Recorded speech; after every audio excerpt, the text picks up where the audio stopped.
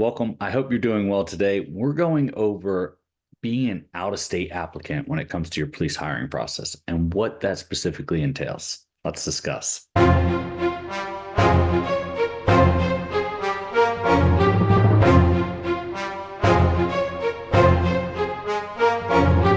Hey, before we get started, listen, those gifts are down in the description. One is the Getting Started workshop. It's going to walk you through every phase of the hiring process. Plus, it's going to give you some tips, some tricks that are going to help it a little bit better. And there's some hidden bonuses in there as well for you so you can see where you fall as an applicant. Additionally, if you have something more specific you want to discuss about your hiring process or you want specific guidance pertaining to you, sign up for a free coaching call. I'd be glad to help you. We also have some additional hours down there for you if the normal times don't work. So let's jump into it. Being an out-of-state applicant and what that means for you. A lot of individuals will say, oh, it's harder to be an out-of-state applicant, there we go, than it is to be an in-state applicant. And that depends, right? I'm not necessarily going to agree with that 100%. And if you've seen any of the other content I put out, I say that there's no one thing that meets every criteria, right? It's always going to be open to interpretation a little bit, right? And you're also going to have to figure out what applies to you and what doesn't apply to you. So you're an out-of-state applicant, or let's actually start with an in-state applicant. If you're an in-state applicant, what's that going to look like real briefly? That's going to look like, hey, you're probably applying somewhere locally, right? If you're applying somewhere locally, there's a good chance you've probably been stopped by your local law enforcement, right? Maybe they've given you a ticket. Maybe they've at least, stopped you for a moving violation. Maybe you received a red light or a camera ticket for speed, parking violation, anything. That's going to be local. So that's actually going to be used against you a little bit more than, say, if you're applying outside of your local area. And the only reason I'm saying your local area is where this occurred is because statistically speaking, that's where you're going to have your involvement with any type of law enforcement. So that implies that, they might have this preconceived notion of you. One thing to consider, there's a whole bunch more, but that's one thing to consider when you're applying locally. Also, if you apply locally to where you're at, every department in that local area is most likely sharing information about you. It shouldn't be done that way, but it most likely is being done that way. So just kind of keep that in mind. Now, if you're an out-of-state applicant, what does that exactly entail for you? Okay, so you're an out-of-state applicant. Say you live up in the Northeast, but you're applying to the Southwest. And is it going to be more difficult? Yes, possibly, because you're going to have to travel. But nowadays with technology, a lot of things are changed. Plus, if you are an out-of-state applicant, a lot of these departments will have I don't want to say a special process for you, but a more streamlined. That's just the term I'm going to use, streamline process. And what do I mean by this? If they're going to tell you, hey, on your dime, fly out to, let's say you live up in the Northeast, but you got to go to Vegas, right? They're going to say, hey, fly down here. You can fly down here for this. And you're remind them, hey, respectfully, just so you know, I'm an out-of-state applicant, so I need to coordinate this. Oh, well, if you're an out-of-state applicant, let's do your written exam, your PT, and your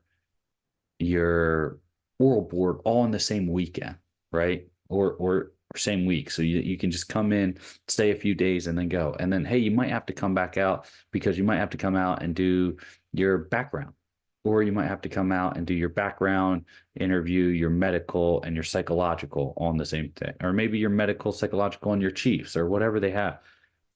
And they're going to have that all kind of condensed for you in a more streamlined process. That doesn't mean your process is going to move faster. It definitely could help, but it doesn't mean it's going to, for the sheer fact that they're going to move as fast as they need to make sure that they facilitate and fill that academy slot that they're looking for. Sooner or last minute, as long as they get it done, that's all they care about, right? So keep that in mind. Now, the other aspect is with technology, there's so many changes to it. So these days you can do a board interview or a chief's interview, even a psych interview over the internet, over some type of two-way video communication like this right here, right? That is definitely a possibility for you. And I see it happen all the time with a lot of our coaching members where they're saying, hey, I have a Zoom interview or I have a board interview. The other aspect to it of being an out-of-state applicant is going back to what I said about being in-state. You probably may not have any type of direct law enforcement contacts or incidents in that vicinity because you're not there all the time, right? If you live, let's say you live in New York City, there's a good chance you may have been flashed by a red light camera or something along those lines. And if you're applying to NYPD, right, New York Police Department, then they're going to say, hey, you got a ticket from us not too long ago. Opposed to, hey, I am applying to say, let's say Las Vegas, and they say, hey, please let's all take, hey, I got a red light camera ticket from New York a year ago. Okay, no big deal. It was just a red light camera ticket. They're not going to jump on it as much or have as much stock in it as if they issued it, right? So kind of keep that in mind is, hey, this individual hasn't had the best track record with us already. So how do we feel about that? And this is all kind of some psychological undertones here. Keep that in mind as well, too.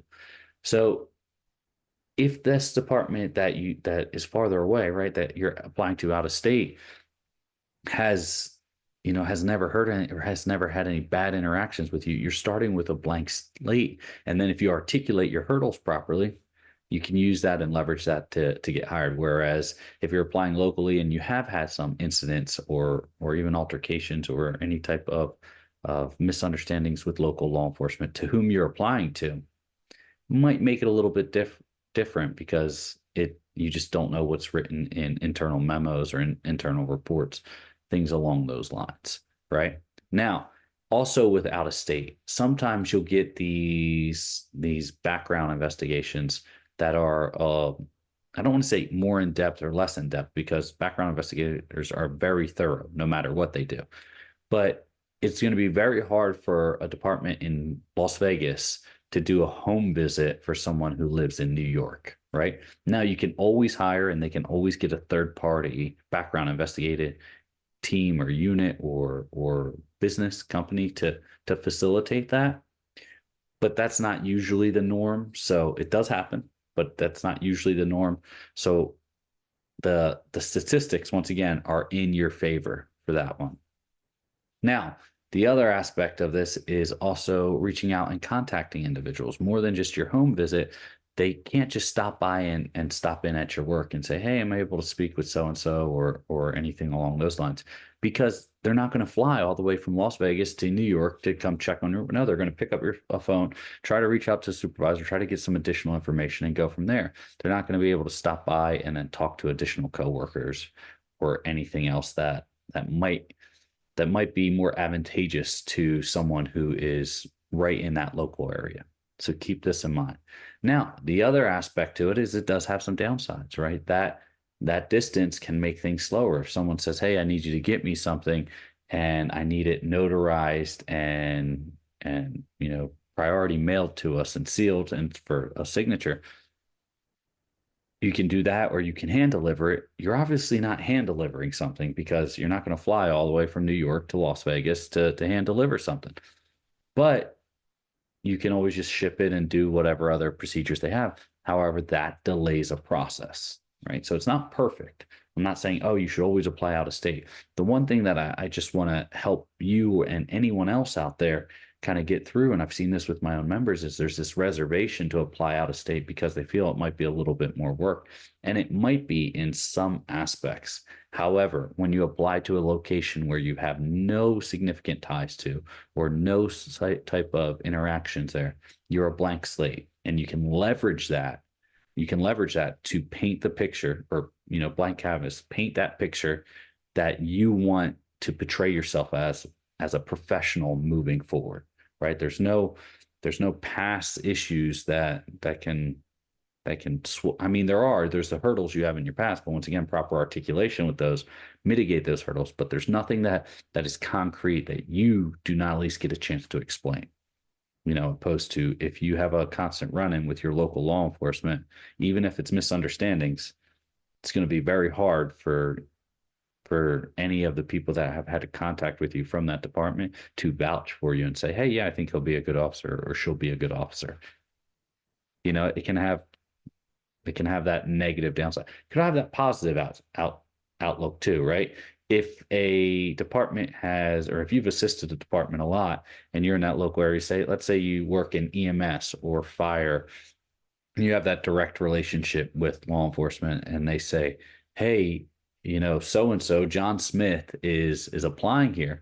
Oh yeah, yeah, we see him that he's in this police report. Yeah, he was working that fire, or she responded to that call with EMS where we had that huge motor vehicle accident. She was fantastic out there, right?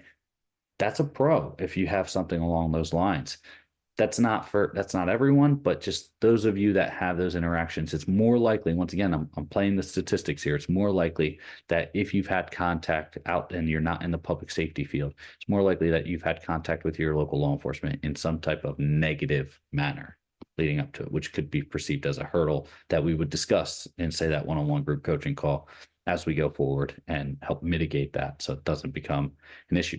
I by no means am not telling, or I by no means am not telling you to not apply. There we go. Got that out. To not apply to a local department. It's not what I'm saying. I'm just saying don't be afraid of applying to a department that's farther away or even more out of state, especially if you thought, hey, I'm ready to pursue this career. I'm ready to make some significant moves for my family or even for myself. And why not go to a new area to start over? There's absolutely nothing wrong with that. We're the United States of America for a reason, because you just go from one state to another. There's no major restrictions and you can work in all 50 of them. So keep that in mind. All right. There's a lot of benefits to applying out of state, right? There's some cons to applying in state. There's also some cons to applying out of state. I'm not saying no one aspect is perfect, but I am saying that you can look at all the different options out there and really leverage them to where you are in life with either yourself or your entire family. I hope this helps. Remember, those gifts are down in the description. One of them is being the Getting Started workshop. Seriously, take it. It's free. Sign up for it. Go through it. There's some hidden bonuses in there for you. There's some ways to test yourself to see where you fall as an applicant. And additionally, it's just more training that you can leverage going forward, as well as the free coaching call. Jump on it. There's more times down there for you. We've opened up more times just because we have so many calls booked up, and I'm glad to do all of them with you that I can, and even have more people come on to talk to you all about anything that we can. Our members in our communities love it. So I hope to bring that to everyone here. Stay safe, and I'll see you next time.